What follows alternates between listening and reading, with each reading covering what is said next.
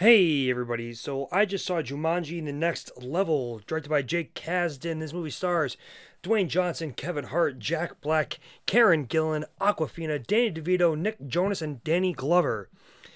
Welcome to the Jungle, the second Jumanji movie, or the first one compared to this, felt fresh and fun. The Next Level feels fun but lackluster at its core. The best part of the movie is that it's funny, which I mainly chalk up to the actors. The main cast does a good job with what they're given, and they have a lot of good on-screen chemistry together. But my main problem comes with the story. The story itself seems slow at times, and it really rushes its point home. I like the messages that this movie has to tell, both from the aspects of Spencer, or Dwayne "The Rock" Johnson's character, and Danny DeVito and Danny Glover's characters. But it feels at times that these issues that have been brought up in this movie feel forgotten at times, and they barely hint at them.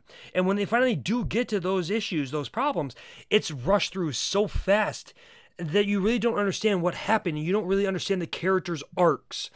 And that the characters have no arcs in this movie, and if they do, they barely have anything. In the first one, you're trying to tell if these kids are going to work together and be friends because they're so different. But now they're all friends with each other, and two of them are dating, but they've broken up, and that's the main problem. And just there's not a lot of character arc for everybody to experience. And it's also predictable at the same time from that aspect. As for the directing, I found it to be extremely flat and uninteresting.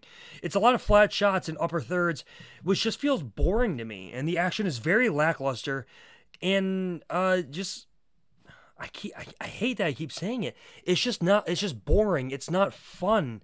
There's nothing there. The first didn't break new grounds in terms of its action, but at least it felt fun and fresh. This just felt boring and predictable, which I think is the cardinal sin of this movie. It's predictable. The first and second Jumanji movie, technically, felt fun and the first or second Jumanji movie, depending on what you want to go off of, felt fun and refreshing as a family action movie. It was in a way unpredictable. It did something that was new, and this just rides off its coattails. Does a lot of same things. It did a lot of the same things, like I just said, and just did not feel fresh or interesting. It, again, relies heavily on shoddy CGI, and it is really unnecessary CGI.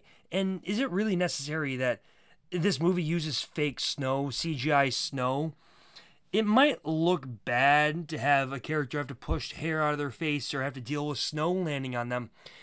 Like, cosmetically, it might look bad at times, but I think in the long run, it just looks so much more real, and that's the problem with this movie. None of it looks real. You don't worry about the characters. You know they're going to make it out fine. And the entire thing just screams that it's been shot on a soundstage and done completely by stunt doubles for everything that was cool. This is a quote-unquote fun movie with a lot of good laughs, but it just simply felt lackluster. If they do a third or fourth Jumanji movie, technically, they need to find a way to freshen it up by bringing this this game, into the real world again. The video game world is predictable now and boring. A real-world Jumanji movie is what they should do next. They need to, if they want to keep making these movies, if they want them to be successful and feel new and different every time, you need to pump some lifeblood into it.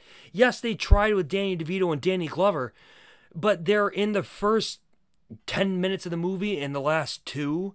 The Rock and Kevin Hart doing impressions for the movie doesn't do enough to do something new. You need to bring this to the real world. And to do that, you need to find a way to bring The Rock, Kevin Hart, Jack Black, Aquafina, if you bring her back, Karen Gillan. You need to find a way to bring these characters to the real world, because nobody's going to want to watch these kids act throughout a movie like that. They're just not good enough. 6.6 out of 10.